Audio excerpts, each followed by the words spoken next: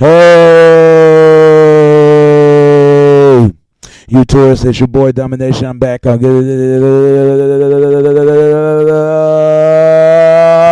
again. The only place, only place, only place, only place, only place, only place, only place, only place, only place gonna get it. Only place gonna get it. It's right back to the basic. Chugging the deuces, how we do it, Texas baby. Man, I Dallas back. You know what it is. Know it is. Know it is. Know it is. Know it is. Know it is. Know it is. Know it is. Know it is. Know it is. Know it is. Know it is. Know it is. Real man rise up. Fake man rise down. Real women rise up. Fake women rise down. Practice where I preach and preach home. I'm your host, Domination. This is back in the basic. And today's topic we're going to talk about is politicians as usual. Remember I said there is a difference between Democrat and Republican? Remember I said that? I know what people going to look at. What's the difference? I'm not going to explain this, but I got a video for y'all. It can explain for you know how the world works. There's no difference. The only difference is they got the same political agenda. If it's not, then explain this video right here, and I'm going to show this video for y'all. I'm going to play, all right? Explain this video right here, all right? All right. Explain this video, okay? Let's play it right now.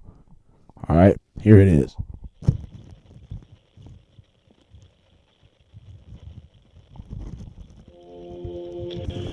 When Benjamin Franklin exited the Constitutional Convention, he was asked by a woman, "Sir, what have you given us?" His immediate response was, "A republic, ma'am, if you can keep it." Yet most Americans today have been persuaded that our nation's governmental system is a democracy and not a republic. The difference between these two is essential in understanding Americanism and the American system. Before we discuss political systems, however, it's helpful to address the confusion that has been spread about the political spectrum. Many have been led to believe that the political spectrum places groups such as communists on the far left, fascists or dictators on the far right, and political moderates or centrists in the middle. However, a more accurate political spectrum will show government having zero power on the far right to having 100% power on the far left. At the extreme right, there is no government. The extreme left features total government under such labels as communism, socialism, Nazism, fascism, princes, potentates, dictators, kings, any form of total government. Those who claim that Nazis and fascists are right-wing never define their terms. This amounts to spreading confusion. Toward the middle of the political spectrum can be found the type of government limited to its proper role of protecting the rights of the people. That's where the Constitution of the United States is. Those who advocate such a form of government are really constitutional moderates. So let's analyze the basic forms of government. They are monarchy or dictatorship ruled by one, oligarchy ruled by a few, democracy ruled by a majority, republic ruled by law, and anarchy, which is ruled by no one. In discussing these five, we'll see that they can be narrowed down to even fewer. Looking first at monarchy or dictatorship, this form of government doesn't really exist in the practical sense. It's always a group that puts one of its members up front. A king has his council of nobles or earls, and every dictator has his bureaucrats or commissars, the men behind the scenes. This isn't ruled by one, even though one person may be the visible leader. It's ruled by a group. So let's eliminate monarchy, dictatorship, because it never truly exists. Oligarchy, which is ruled by a group, is the most common form of government in all history. And it is the most common form of government today. Most of the nations of the world are ruled by a powerful few, and therefore oligarchy remains. At the other end, we find anarchy, which means without government. Some people have looked over history and found that many of its worst crimes were committed by governments. So they decided that having no government might be a good idea. But this is a mistake, because as the ancient Greeks stated, without law there can be no freedom. Our founding fathers agreed and held that some amount of government is a necessary force in any civilized, orderly society.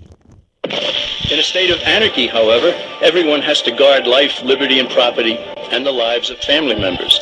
Everyone must be armed, and movement is severely restricted because one's property has to be protected at all times. Civilized people have always hired someone to do the guarding, a sheriff, a police force, or some branch of government. Once law enforcement was in place, the people were freer. They could leave their property, work in the fields, and so on. In short, the proper amount of government makes everyone freer.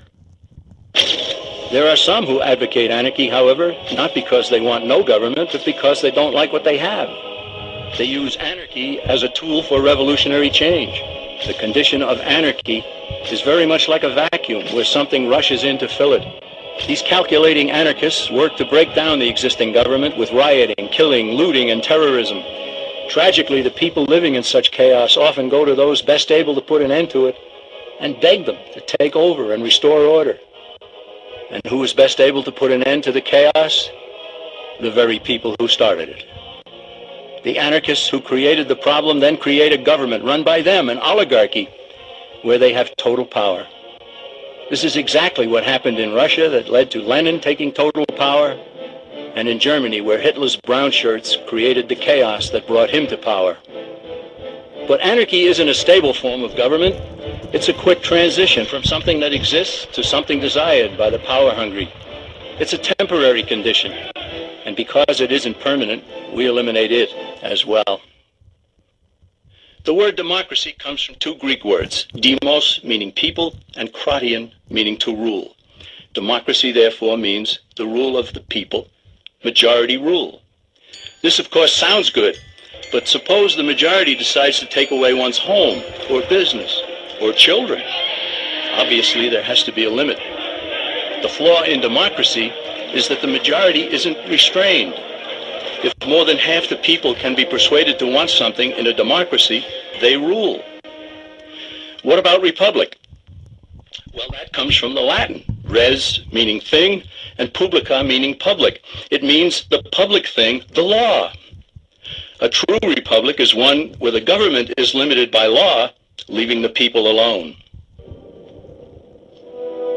America's founders had a clean slate to write on. They could have set up an oligarchy. In fact, there were some who wanted George Washington to be their king. But the founding fathers knew history, and they chose to give us the rule of law in a republic, not the rule of a majority in a democracy. Why? Let's demonstrate the difference in the setting of the Old West. Consider a lynch mob in a democracy. 35 horseback riders chase one lone gunman. They catch him, and they vote 35-1 to hang him. Democracy has triumphed, and there's one less gunman to contend with. Now consider the same scenario in a republic. The 35 horseback riders catch the gunman and vote 35-1 to hang him, but the sheriff arrives, and he says, "You can't kill him. He's got his right to a fair trial." So they take the gunman back to town. A jury of his peers is selected, and they hear the evidence and the defense, and they decide if he shall hang. Does the jury even decide by majority rule? No, it has to be unanimous or he goes free. The rights of the gunman aren't subject to majority rule, but to the law. This is the essence of a republic. Many Americans would be surprised to learn that the word democracy does not appear in the Declaration of Independence or the U.S. Constitution, nor does it appear in any of the constitutions of the 50 states. The founders did everything they could to keep us from having a democracy. James Madison, rightly known as the father of the Constitution, wrote in essay number 10 of the Federalist Papers, "Democracies have ever been spectacles of turbulence and contention, have ever been found incompatible with personal security or the rights of property, and have in general been as short in their lives as they have been violent in their deaths." Alexander Hamilton agreed, and he stated, "We are a republican government. Real liberty is never found in despotism or in the extremes of democracy." Samuel Adams, a signer of the Declaration of Independence, stated, "Democracy never lasts long. It soon wastes, exhausts, and murders itself." The founders had good reason to look upon democracy with contempt, because they knew that the democracies in the early Greek city-states produced some of the wildest excesses of government imaginable. In every case, they ended up with mob rule, then anarchy, and finally tyranny under an oligarchy. During that period in Greece, there was a man named Solon, who urged creation of a fixed body of law not subject to majority whims. But where the Greeks never adopted Solon's wise counsel, the Romans did. Based on what they knew of Solon's laws, they created the 12 tables of the Roman law and in effect built a republic that limited government power and left the people alone. Since government was limited, the people were free to produce, with the understanding that they could keep the fruits of their labor. In time, Rome became wealthy and the envy of the world. In the midst of plenty, however, the Roman people forgot what freedom entailed. They forgot that the essence of freedom is the proper limitation of government. When government power grows, people freedom recedes. Once the Romans dropped their guard, power-seeking politicians began to exceed the powers granted them in the Roman Constitution. Some learned that they could elect politicians who would use government power to take property from some and give it to others. Agriculture subsidies were introduced, followed by housing and welfare programs. Inevitably, taxes rose and controls over the private sector were imposed. Soon, a number of Rome's producers could no longer make ends meet, and they went on the dole. Productivity declined, shortages developed, and mobs began roaming the streets, demanding bread and circuses from the government. Many were induced to trade freedom for security. Eventually, the whole system came crashing down. They went from a republic to a democracy and ended up with an oligarchy under a progression of the Caesars.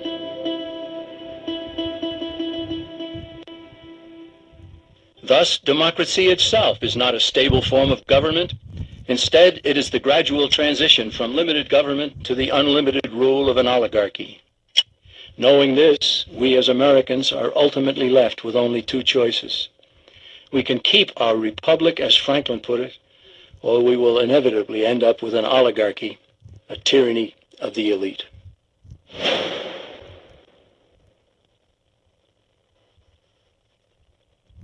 Woo!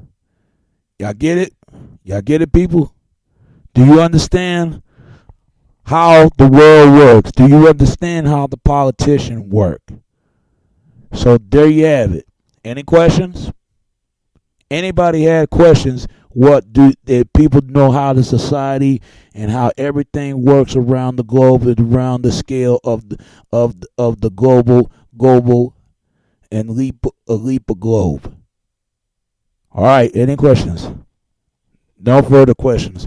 And that's all I got to say about that. And you know that's politician as usual with this video. It's your boy Domination. This is Back in the Basic. Chugging the deuces, how we do it, Texas, baby. Until next time, all right? All right. Peace, and I'm out.